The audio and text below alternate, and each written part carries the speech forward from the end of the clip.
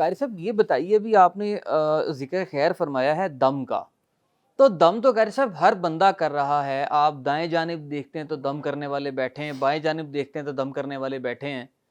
کوئی پھونکے مار کے دم کر رہا ہے، کوئی پانی پہ دم کر رہا ہے، کوئی کھانے کی چیزوں پہ دم کر رہا ہے. تو قاری صاحب ایک آج کل کے دور میں انسان جو ہے وہ تو واقف ہی نہیں ہے شریعت سے، انسان کو تو بریڈ اینڈ بٹر سے ہی اپنی فرصت نہیں ہے. تو ایسی صورت میں ایک انسان کو کیسے پتہ چلے گا کہ جو دم ہے وہ آیا درست بھی ہے یا غلط ہے؟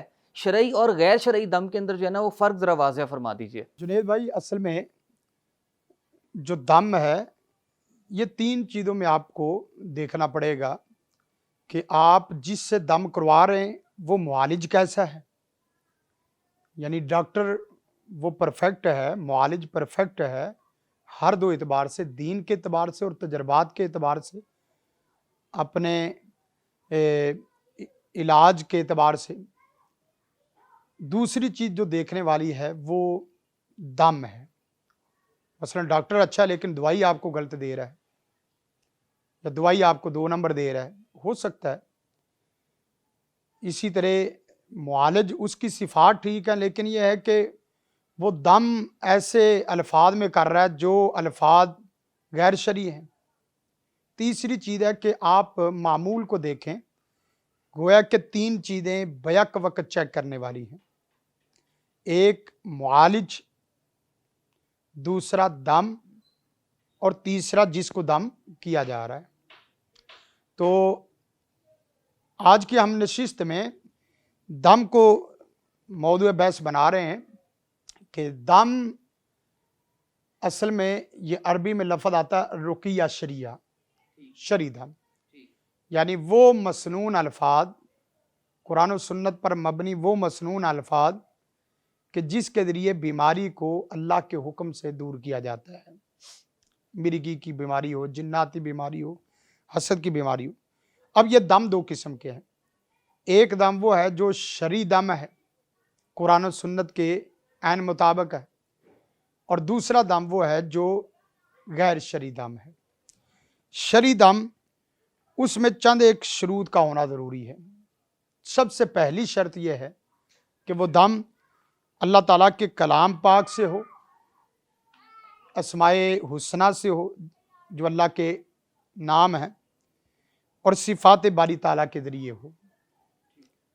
گویا کہ جس دم میں اللہ تعالیٰ کی صفات، اسماء حسنہ یا اللہ کا کلام نہیں ہے، نبی کا فرمان نہیں ہے، وہ دم کیا ہے؟ دوسری شرط یہ ہے کہ وہ دم خالصتاً عربی زبان میں ہو. اس کی وجہ کیا ہے؟ عربی زبان میں نہیں ہوگا تو اس میں کئی قسم کے شرکی اور کفری الفاظ آ سکتے ہیں، بدعی الفاظ آ سکتے ہیں، یا ایسے الفاظ آ سکتے ہیں کہ جن الفاظ میں جھول ہو، شرک کفر کی طرف مائل ہو. لہذا عربی زبان میں دم کریں. اردو میں تو دعا ہے، اگرچہ دم بھی ایک دعا ہے لیکن دم باقاعدہ ایک فیلڈ ہے. تو اس لیے دوسری چیز یہ ہے کہ دم خالص عربی زبان میں ہو. تیسری چیز یہ ہے کہ دم کرنے والے کا عقیدہ وہ قرآن و سنت والا ہو اور وہ دم کو مؤثر نہ سمجھتا ہو. یہ بڑی اہم بات ہے، ہم اپنے ناظرین کو باقاعدہ اس پہ ان کی توجہ مبذول کروائیں گے کہ دم بذات خود مؤثر نہیں ہوتا، اگرچہ وہ قرآن کی آیات سے ہو یا حدیث سے ہو. بس اوقات کہتے ہیں آدمی یہ جملہ بول دیتے ہیں کہ اس کے ہاتھ میں اللہ نے شفا رکھی، اس کے ہاتھ میں بڑی شفا ہے، اس کے دم میں بڑی شفا ہے. اس کے دم میں نہیں، اس کے ہاتھ میں نہیں، اصل اللہ کے حکم سے ہے. یہ باقاعدہ یہ نظریہ بنائیں. بس اوقات یہ بھی ہم سننے کو دیکھتے ہیں، سننے کو آتا ہے یا دیکھنے کو ملتا ہے کہ اس کی پھونک میں بڑی برکت ہے، اس کے ہاتھ میں بڑی برکت ہے. باقاعدہ ہاتھ لگوانا یا اسی طرح لمس کروانا یہ آدمی اپنے لیے برکت سمجھتا ہے. باوجود اس کے کہ جو آدمی یہ عقیدہ رکھے کہ اس کے ہاتھ میں یا اس کی پھونک میں یا اس کے لب میں یہ چیز ہے تو یہ کفر اور شرک تک پہنچا دینے والی چیز ہے. لہذا یہ باقاعدہ عقیدہ ہونا چاہیے دم میں کہ یہ دم کو اللہ ہی مؤثر بنانے والا ہے. चौथी चीज ये है कि दम हराम कफियात में ना हो, शिरक या कुफरिया ना हो। मसलन आदमी नापाक हो और दम करना शुरू कर दे, कब्रिस्तान में और दम करना शुरू कर दे, गानों वाली मजलिस में हो वहाँ दम करना शुरू कर दे, या ऐसी अजीब व गरीब हालत में हो जो इस्लाम के एतबार से सही ना हो, तो ये भी दम ठीक नहीं है। इसके साथ पांचवी सूरत यह है कि दम का माना मफहूम वादे हो। अब दम कर रहा आदमी, उसका माना मफहूम ही नहीं पता, और दम का माना मफहूम नाज़रीन तब ही इल्म होगा जिस वक्त दम को ऊंची आवाज़ से किया जाए।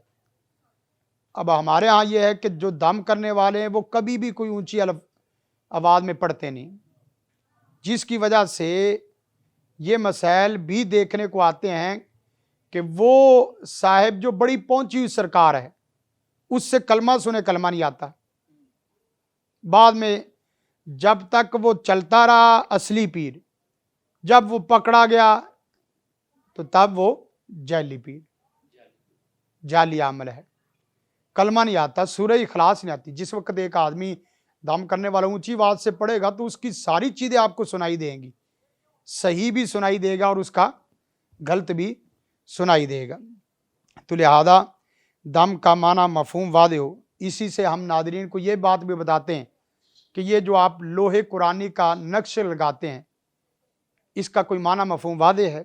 कोई आदमी अलिफ लाम मीम का माना करके दिखाए, स्वाद का माना करके दिखाए, काफ का माना बताए, उसकी तफसीर में पूरी दुनिया के किसी आलिम ने इसकी तफसीर नहीं की, इसका माना नहीं बताया।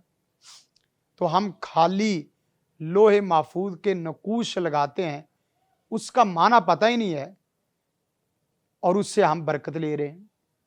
लिहाजा दम में ये बुनियादी शर्त है कि दम ऐसा हो जिसका माना मफहूम बिल्कुल वादे हो।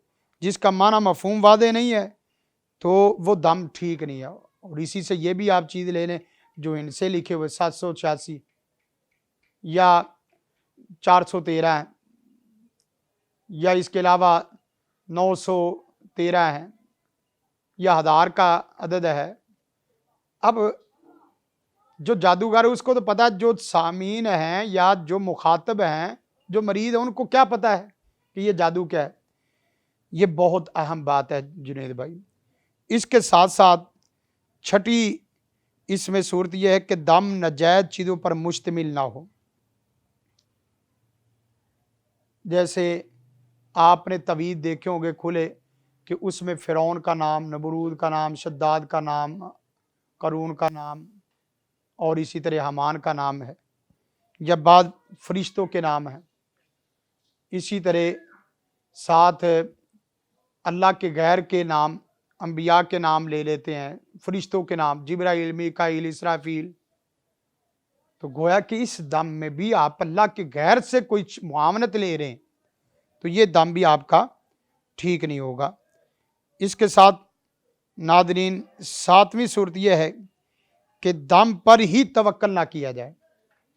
सिर्फ दम ही ना करें, आप अल्लाह पर तवक्कल भी करें और अपनी साथ मेहनत भी करें।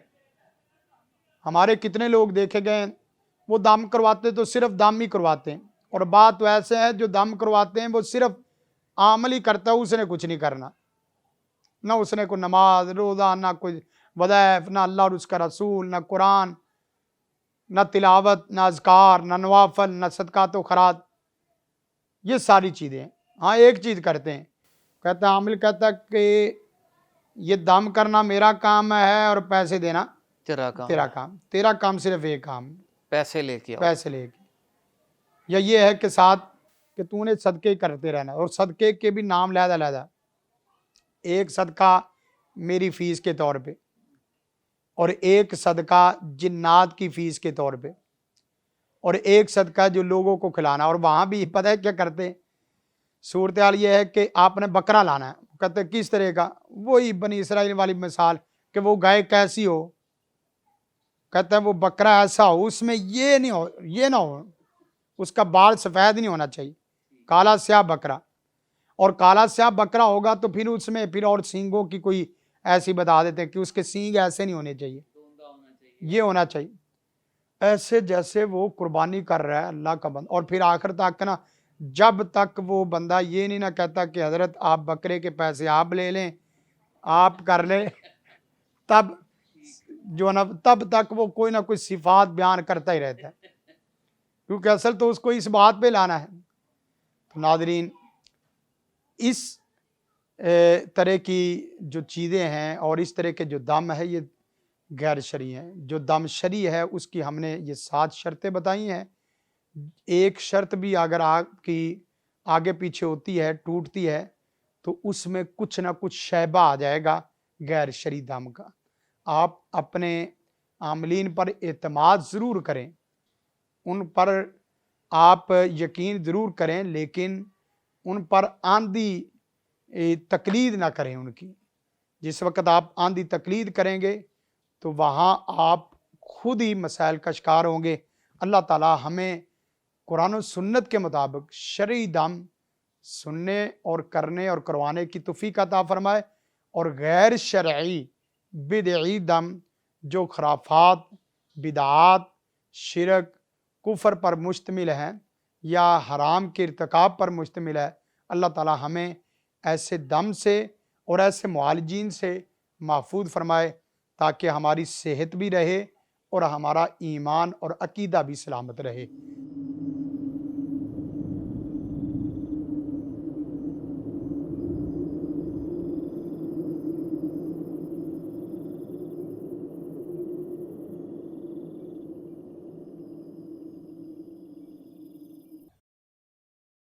زندگی شعور سے، الحکمہ انٹرنیشنل.